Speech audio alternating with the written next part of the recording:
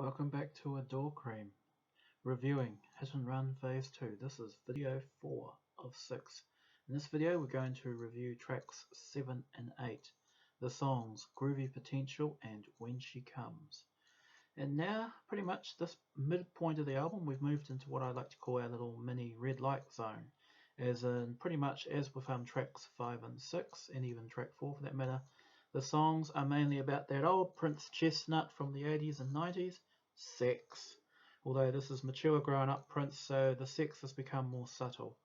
Okay, both of these songs are definitely high points on the album for me, and first we're going to talk about the song track 7, which is Groovy Potential. Now, Groovy Potential is a relatively modern song. It dates from late 2013, early 2014, and saw a single release.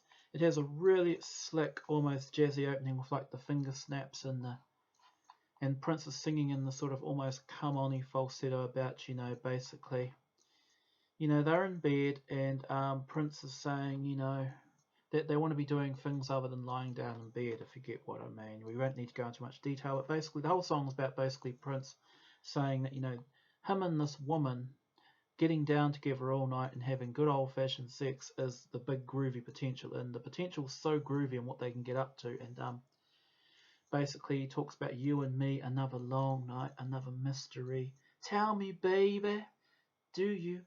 And the rest of it. And and pretty much for the 6 minutes of the song, and around 3 minutes she finally gives in, and Prince is happy. It's this classic Prince seduction ballad. Basically, I'm showing you those flower pictures here. I just love this artwork, basically. I love the artwork here, but I'm not so nuts about the album. She was actually nearly 40 when this came out. But anyway, basically this is classic Prince raunch, and I love it. Although it's subtle, though, he doesn't resort to using F words. He doesn't talk about graphic parts of anatomy. It's just basically, Prince, he's in this randy mood, and he just wants this woman so badly. And halfway through the song, he goes, yeah,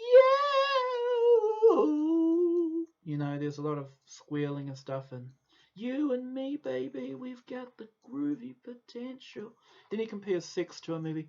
You're just the movie, and I'll play my part, baby, once you start, and all the rest of it. And it builds up into a climax, and at the end, he's so happy, and it's a beautiful song. I really like it. I mean, a lot of people don't like this song, but I really do like the song, and I'm going to put this definitely in my top 3. I mean, number 2 was the song Stare. This is number 3, and number 1 is coming up. Just playing with my recent Prince albums.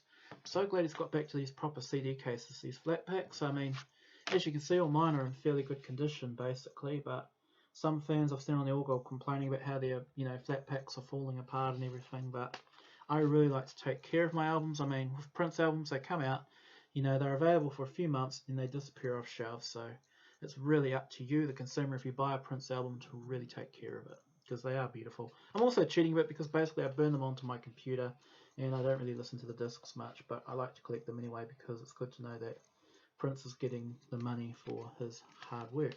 Now, moving on to the next song, When She Comes. Again, we're back in the old Prince chestnut. He's singing about sex, basically, but this time the sex is a lot more subtle. And unlike in the other 3 songs where basically Prince is initiating or Prince is in charge of what's going on, in this song it's all about the woman. The woman, when she comes, it's basically what happens is she never tells Prince when she's ready for some love. She basically knocks on his door. She'll show up at the most inopportune times, like, the house is always such a mess, but she doesn't seem to mind, because obviously she's coming over for a booty call, you could know what I'm saying. See, I'm going to use my African American slang there, but basically this is a one woman, Prince cannot peg her down. Basically, if they're going to be messing around, she's going to be calling the shots, and it's a beautiful song. He sings it in a slow down sort of jazzy tempo, and he's doing that falsetto. And I know I don't exactly look like the most sexual guy in the world, but any Prince's sexier music I've always gravitated towards. I mean, he is the master of bedroom soul, and this is just another reason why I love the album. I mean, despite the message music, which is a big part of Prince, I mean, there's a lot of this, sexified music. You've got some beautiful horns and sort of like some nice, quiet, kind of like plodding acoustic guitar in the background. He's really trying to set the mood. This girl comes over, and the sex they have, it's almost balletic, whereas I think the sex they're having in Groovy Potential is sort of more sleazy and more late night stuff. This is a woman coming over in the middle of the day for a middle of the day quickie, and she's in charge, you know. And I think that's important, you know. But anyway, I mean, what do I know about having sex with a woman? But still, basically, this is a beautiful song. This is Prince being Prince, basically. And if Prince keeps making music like this, well, you know, I'm going to be a fan until I drop dead. I mean, I got into Prince in 1991, and basically the song I got into was pretty much just full of filthy metaphors, cream, basically. And the video, you know, kind of showed Prince frolicking around on stage with several girls, and there was a scene where it looked like Prince was spinning his guitar around into some very provocative poses.